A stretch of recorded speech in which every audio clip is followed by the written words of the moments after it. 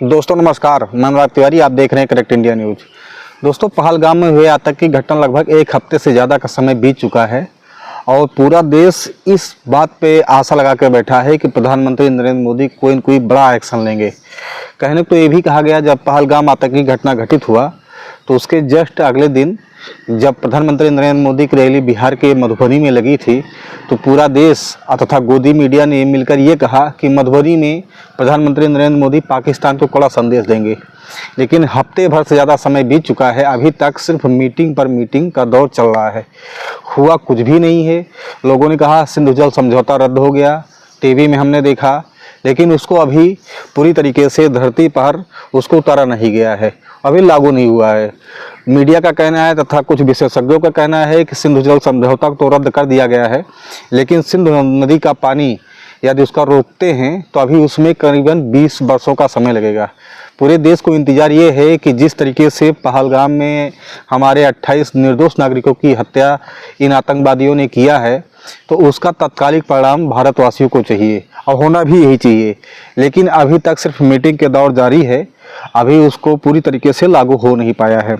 लोग इंतजार और टकटकी लगाकर बैठे हैं कि कब प्रधानमंत्री नरेंद्र मोदी पाकिस्तान पर हमला करवाएंगे और कब जो है इन आतंकवादियों का सर कलम करके जो है ये भारत में लाएंगे, तब जाके पूरे भारतवासियों को खुशी मिलेगी। लोग बदले का परिणाम देखना चाहते हैं। लेकिन इसी बीच जो है, जब आपने देखा कि एक हफ्ते का समय बीत चुका है, लेकिन अब इसमें विपक्ष के नेता राहुल गांधी लगातार शहीदों के घर पहुंच रहे हैं। आपने देखा कि पहलगाम आतंकी घटना जब घटित हुआ तो उसके 2 दिन बाद राहुल गांधी डायरेक्ट पहलगाम पहुंच गए, वहां पर जाके स्थितियों का जायजा लिया। लेकिन शर्म वाली बात यह है कि अभी तक हमारे देश का प्रधानमंत्री नरेंद्र मोदी पहलगाम जैसे आतंकी स्थल पर, मतलब जहाँ पे आतंकी घटना घटित हुई, वहाँ पर वो पहुँचे नहीं।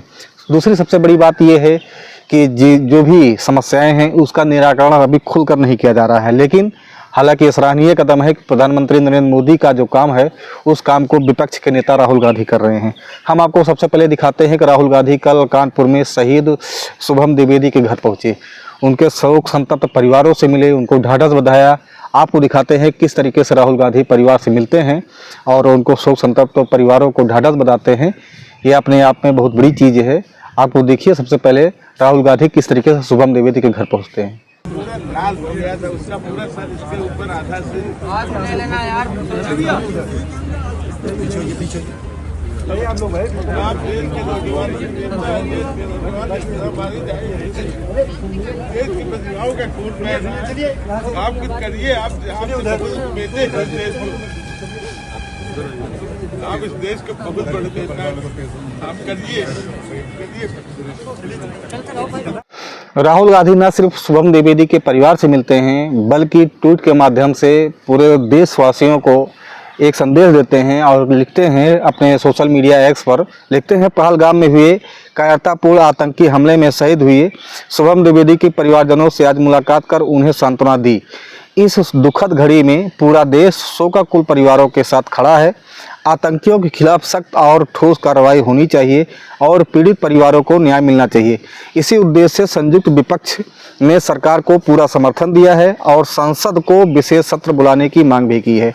दोस्तों, प्रधानमंत्री नरेंद्र मोदी को विपक्ष नेता राहुल गांधी जो है पत्र लिखकर और विशेष संसद सत्र की मांग करते हैं और उनका कहना है कि मोदी जी आएँ, संसद सत्र को बुलाएं और इस मुद्दे पर जिस तरीके से निर्दोष 28 नागरिकों की निर्मम हत्या पहलगाम में हुआ है, उसी को तहत जो है वो विशेष संसद सत्र बुलाने की मांग कर रहे हैं। लेकिन अभी तक सत्ता पक्ष से किसी भी प्रकार की कोई मंजूरी नहीं मिली है। हालांकि आगे क्या होता है आपके स्क्रीन पर ये पत्र दिख रहे हैं। लेकिन दोस्तों, सबसे बड़ी बात यह है कि जिस तरीके से हमारे देश में पहलगाम आतंकी घटना हुआ, अभी तक प्रधानमंत्री नरेंद्र मोदी उस स्थल तक नहीं पहुंचे। अभी तक प्रधानमंत्री नरेंद्र मोदी जो शहीद हुए, जैसे शुभम द्विवेदी घर राहुल गांधी पहुंचे, इस तरीके से प्रधानमंत्री नरेंद्र मोदी अभी किसी शहीद परिवार के घर नहीं पहुंचे हैं। और अब इस पर लोग सवाल उठा रहे हैं, लोग सवाल कर रहे हैं कि आखिर जो है क्या मजबूरी है, क्या परेशानी है। और लोग जिस तरीके से जो है सेना व्यवस्था पर सवाल उठा रहे हैं और उस पर सवाल उठाना लाजमी है। जिस तरीके से भारत सरकार ने, आप जानते हैं कि अग्निवीर जैसे 4 वर्ष वाली जो ये चीज़ें हैं कि 4 वर्ष में अग्निवीर बन जाएगी, उसके बाद रिटायर हो जाएंगे, ये प्रणाली भी पहले जो है सरकार ने इसको लागू किया। कुछ लोगों ने, जहाँ खासकर भारतीय जनता पार्टी के पक्ष में जो भी उनका समर्थन करते हैं, उन्होंने इसकी सराहना की। लेकिन अब जीडी बख्शी जैसे लोग, जैसे जीडी बख्शी जो सेना नायक थे, ये खुद जो है, पहले लोग जीडी बख्शी को, खासकर भारतीय जनता पार्टी के लोग जीडी बख्शी का पक्ष लेते थे, उनको जो है अपना सब कुछ मानते थे। आज भी जीडी बख्शी अग्निवीर जैसे प्रणाली पर वो सवाल उठा रहे हैं। और ना सिर्फ जीडी बख्शी सवाल उठा रहे हैं, जबकि राहुल गांधी पहले ही इस मुद्दे पर मुखर होकर बोल चुके हैं कि अगर मेरी सरकार आती है तो अग्निवीर जैसे प्रणाली को, इसको खत्म किया जाएगा, इस मुद्दे को खत्म कर दिया जाएगा। सपा प्रमुख अखिलेश यादव भी इस मुद्दे पर खुलकर बोल चुके हैं। सबसे पहले हम आपको दिखाते हैं कि अग्निवीर जैसे मुद्दे जो कि 4 वर्ष वाले हैं, इसमें सबसे बड़ी चीज़ ये है दोस्तों कि कोई भी बंदा, सोचिए 4 वर्ष के लिए अग्निवीर में भर्ती होता है, तो वो 4 वर्ष के बाद वो तो जान रहा है कि हमें रिटायर होना है, तो अपने मन से क्या जो है देश की सेवा कर पाएगा। इस व्यवस्था को पहले ही खत्म हो जाना चाहिए था। लेकिन अब जीडी बख्शी की बात सुनिए कि आखिर जीडी बख्शी क्या कहते हैं अग्निवीर जैसे मुद्दे पर, आपके स्क्रीन पर। एक लड़का जिसको पता है कि मैं अपने 3रे साल में हूं, 4थे साल में मैं घर जा रहा हूं, लड़ाई हो जाती है, कितना वो आगे बढ़ेगा, कितना वो गोली खाने के लिए उत्सुक होगा। जब खासकर आपने दूसरा प्रावधान ये किया है कि अगर अग्निवीर मले तो कोई, हम उसको ना पेंशन देंगे, ना उसको फैमिली को कोई पेंशन देंगे, उसको कोई medical benefit, CSD canteen benefit, कुछ नहीं। और फिर जाके कोई स्पोक्समैन पार्टियों के टीवी पे कहते हैं उसको पता था, क्यों आया बेवकूफ। अब ये हाल हो गया है। आप संकेत क्या दे रहे हैं जवानों को कि तुम बेवकूफ हो अगर तुम फौज में जाते हो। Is this the message to send? You may not intend it. आप बोले नहीं साहब, हम तो बड़ा अच्छा कर रहे हैं लोगों के लिए, हम उनको कह रहे हैं कि आप बिजनेसमैन बन सकते हो। अगर उसको बिजनेसमैन बनता था, वो फौज में क्यों आता? ना सिर्फ जीडी बख्शी जैसे लोग, बल्कि इस पे राहुल गांधी पहले से प्रमुखता से बोल चुके हैं। अब इस पर जो है पहले से ही सपा प्रमुख अखिलेश यादव भी 4 साल वाली जो है इन मुद्दों पर भी बोल चुके हैं। उनका कहना है कि अग्निवीर जैसे मुद्दे खत्म होने चाहिए, ये देश के लिए अच्छी चीज़ें नहीं है। सेना में जैसे पहले भर्ती होती थी, सेना में वैसे आज भी भर्ती होनी चाहिए, क्योंकि आज जो जितने भी बच्चे सेना में जाएंगे अग्निवीर के तहत, वो पूरे मन से काम नहीं कर पाएंगे। और देश की सरहदों पर ऐसा व्यक्ति, ऐसा सेना नायक, ऐसी सेना होनी चाहिए कि जो दिल से रात दिन माँ भारती के रक्षा कर सके। हमारे देश में सरहदों पर आप जानते हैं कि पाकिस्तान जैसे कुख्यात आतंकी लोग हमेशा टकटकी लगाए बैठे रहते हैं, लेकिन इसके बावजूद अग्निवीर जैसे प्रणाली को लागू कर ये न सिर्फ सेना के साथ मजाक किया गया है, पूरे भारतवासियों के साथ ही इसमें मजाक किया गया है। सबसे पहले अखिलेश यादव की बात सुनते हैं। अखिलेश यादव क्या कहते हैं इस मुद्दे पर, आपके स्क्रीन पर। अग्निवीर व्यवस्था खत्म हो जाए, क्योंकि हमारे बागी बलिया के तमाम नौजवान, मुझे वो नौजवान याद है जब मैं मुख्यमंत्री था, पुरानी कहानी है कि मैंने अखबार में पढ़ा था, वो आप जानते होंगे, मैं कई बार गाँव मन से भी कहा मैंने देखा एक दिन कि अखबारों में न्यूज निकली है कि मगरमच्छ गांव के तालाब में आ गया है और फॉरेस्ट की टीम उस मगरमच्छ को नहीं पकड़ पा रही है। कुछ दिनों बाद देखा मैंने कि एक अखबार में तस्वीर छपी कि बलिया के ही वो नौजवान 4-5 अपने कंधे पे उस मगरमच्छ को लेके जा रहे थे। जब मैंने वो तस्वीर देखी तो यकीन करिए मैंने उसको बुलाया और मैंने सभी नौजवानों को 1-1 लाख रुपए देकर के उनका सम्मान किया, उनकी बहादुरी को सलाम किया। तो सबसे बड़ी समस्या यह है कि जिस तरीके से हमारे देश में आतंकी घटनाएं घटित होती है, इस पे बगैर राजनीति किए, बिना राजनीति के, बिना लाग लपेट के इसमें सरकार का पक्ष लेकर, सरकार के साथ कदम से कदम मिलाकर सभी पार्टियों को एकजुट होकर पाकिस्तान जैसे आतंकी मुद्दे पर जो है इसको मुंह तोड़ जवाब देना चाहिए। लेकिन आज राजनीति में काफ़ी ज़्यादा उठा पटक की बातें आती हैं, लोग सिर्फ ज्ञान देते हैं। आज भारतीय जनता पार्टी की सरकार है पहले कांग्रेस सरकार रहा करती थी तो यही कांग्रेस पर जो है भारतीय जनता पार्टी के लोग सवाल उठाते थे। आज अगर कोई भी इस तरीके से सवाल उठा दे कि आखिर ये घटना घटी कैसे, तो लोग उसको देशद्रोही, आतंकवादी जैसे मुद्दों से जोड़ते हैं कि ये आज इस ऐसे मुद्दों पे सवाल उठा रहा है, ये प्रधानमंत्री से सवाल हो। तो मेरा मानना है कि प्रधानमंत्री हो या कोई जो सत्ता में रहता है उससे सवाल करना वाजिब होता है। वो जो है अगर सवाल करता है तो समझ लीजिए अपने देश के लोकतंत्र को बचाने के लिए सबसे बड़ा कदम उठाता है, क्योंकि मेरा यही मानना है जब पहले कांग्रेस सरकार रहा करते थे उसके समय में जब भी कोई घटना घटित होती थी ये भारतीय जनता पार्टी के कुछ नेता लगातार यहाँ तक प्रधानमंत्री खुद ही सवाल उठाते थे। आज अगर वो काम दोबारा किया जाता है तो ये लोग देशद्रोही, आतंकवादी जैसे मुद्दों से जोड़ देते हैं। हम आपको दिखाते हैं कि गिरिराज सिंह जो कि आज भारत सरकार में केंद्रीय मंत्री है, तो ये इनका ट्वीट आपके स्क्रीन पर देखिए। आज किस तरीके से ये बोलते हैं और पहले जब कांग्रेस सरकार रहा करती थी तो ये कैसे बोलते थे, आपके स्क्रीन पर देख लीजिए। ये लिखते हैं, अगर आज देश का प्रधानमंत्री नरेंद्र मोदी होते तो हम लाहौर तक पहुंच गए होते। Giriraj Singh, BJP on killing by पाक आर्मी। ये इनका ट्वीट है 8/8/2013 की।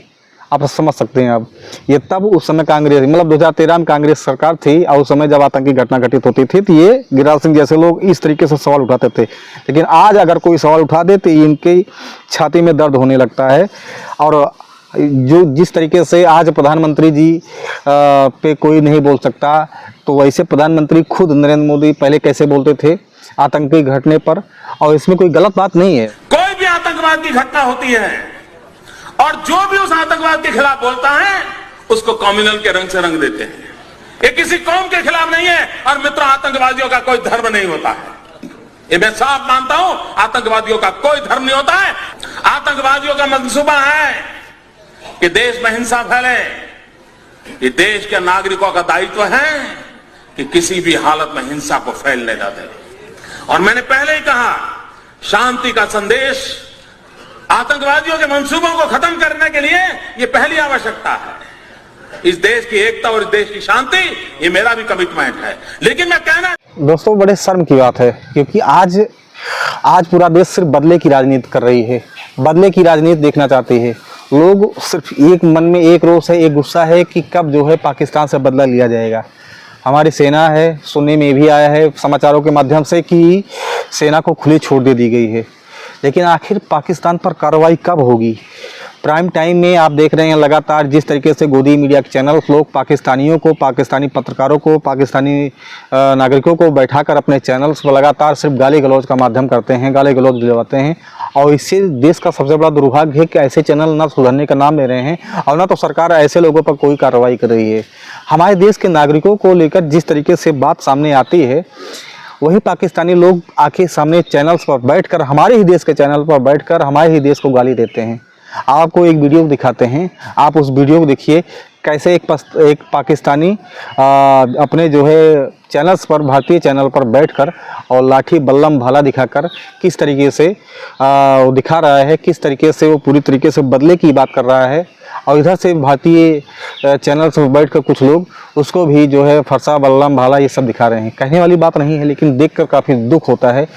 इस तरीके का डिबेट पहले कभी नहीं होता था। जिस तरीके का माहौल आज बना है, सिर्फ चैनल्स पर बैठकर अगर बदले की बात होती या बदला लिया जाता तो बातें कुछ और थी, लेकिन हकीकत में हो भी वही रहा है। हकीकत में तो सिर्फ बदले की बात हो रही है, बाकी बदला लिया नहीं जा रहा है, कार्रवाई नहीं की जा रही है, लेकिन चैनल पर बैठकर बहुत कुछ कार्रवाई की जा रही है। सबसे पहले आप उस वीडियो को देखिए, आपको समझ जाएंगे कि नहीं इस तरीके से कायराना हरकत हमारे देश के जो गोदी मीडिया के लोग हैं कर रहे हैं।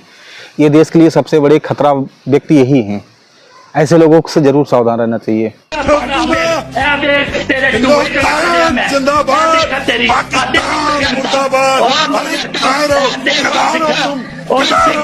तो दोस्तों, इतना सब कुछ होने के बाद आज भी फिर मैं कहता हूँ, बार बार कह रहा हूँ, पूरा देश सिर्फ एक चीज़ सोच रही है कि कब बदला लेगी भारत, कब बदला लेगा भारत, कब पाकिस्तान पर चढ़ाई करेगा। लोगों के दिलों में सिर्फ एक ही सवाल है। आपको सोचना चाहिए कि आपको एक वीडियो दिखाते हैं, नारवाल जी जो पहलगाम में शहीद हुए, नारवाल जी के पिता, नारवाल जी के जो शहीद हुए थे, उनके पिता आज नारवाल की अस्थि विसर्जन को लेकर किस तरीके से रो रहे हैं। आपको वीडियो देखकर पूरी तरीके से आप कलेजा पकड़ के बैठ जाएंगे। आखिर जिसके घर के लोग शहीद होते हैं, जो हमारे भाई शहीद होते हैं, उनके परिवारों में किस तरीके से कितनी दिक्कत वो लोग झेलते हैं, उनके ऊपर दुखों का पहाड़ टूट पड़ता है। और शायद ये सब चीज़ हमारे देश के प्रधानमंत्री, हमारे देश के सब कुछ जो हैं प्रधानमंत्री हैं, वो उनको इस बात समझना चाहिए। आप वो दिखाते हैं नारवाल जी के पिता की क्या हालत है आज, किस तरीके से अस्थि विसर्जन करती है, वो अपना कलेजा पकड़ के रोते हैं। पूरा देश देख के रो पड़ा था।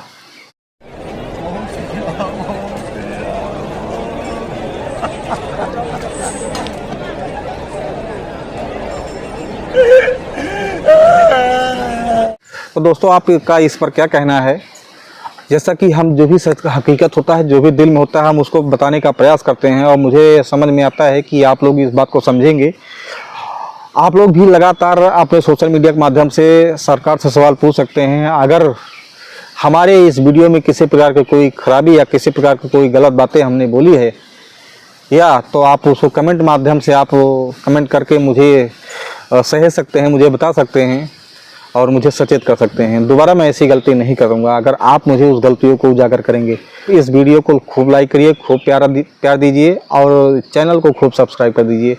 फिर मिलते हैं किसी तब तक और वीडियो के साथ। तब तक के लिए जय हिंद, जय भारत, नमस्कार।